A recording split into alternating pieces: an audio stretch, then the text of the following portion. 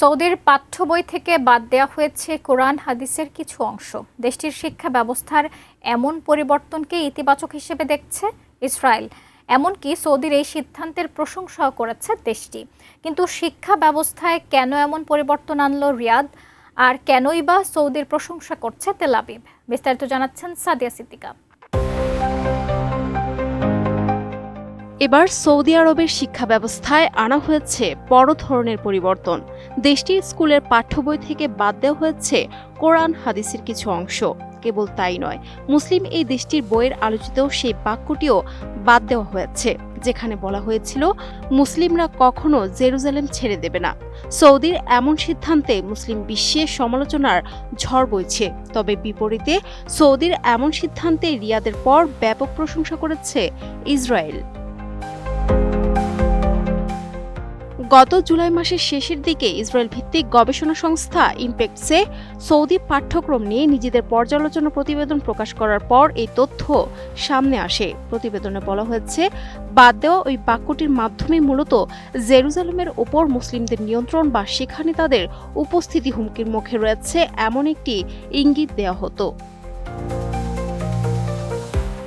সঠিক প্যাড আর সঠিক তথ্য দিয়ে এসব সামলে নিব এক হয়ে। Monalisa sanitary napkin. সংস্থাটির মতে এই ধরনের উল্লেখ জেরুজালেমকে মুসলিম ও অন্যান্য গোষ্ঠী, বিশেষ করে ইসরায়েলের সঙ্গে চলমান সংঘাতের একটি প্রধান কেন্দ্র হিসেবে ফুটিয়ে তুলত। একই সঙ্গে ইম্প্যাক্টসে দাবি করেছে তাদের পক্ষ থেকে ইহুদি বিদ্বেষ হিসেবে চিহ্নিত করা হয়েছে এমন সব উদাহরণই পাঠ্য বই থেকে পুরোপুরি সরিয়ে নেওয়া হয়েছে। প্রতিবেদনপত্রটিতে পবিত্র কোরআন ও হাদিসের কিছু অংশ বাদ দেওয়াকে একটি ইতিবাচক উন্নয়ন হিসেবে সাধুবাদ জানানো হয়েছে।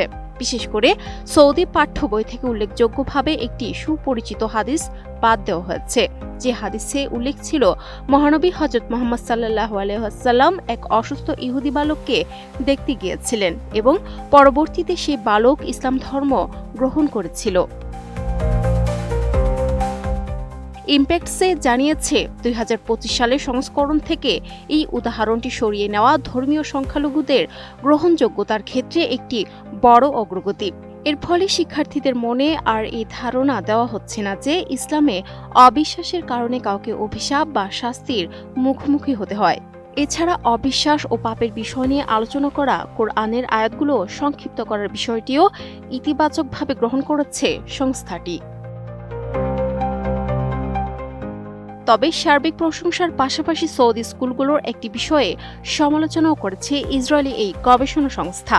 তাদের আপত্তির কারণ হলো, স্কুলগুলোতে এখনও মুসলিম শিক্ষার্থীদের শেখানো হচ্ছে যে ইসলামই মানবজাতির স্বাভাবিক ধর্ম। সব মিলিয়ে সৌদি পাঠ্য বইয়ে আনা সাম্প্রতিক এই পরিবর্তনগুলো আন্তর্জাতিক মহলে বেশ আলোচনার জন্ম দিয়েছে। Sadia Siddika, ATN news.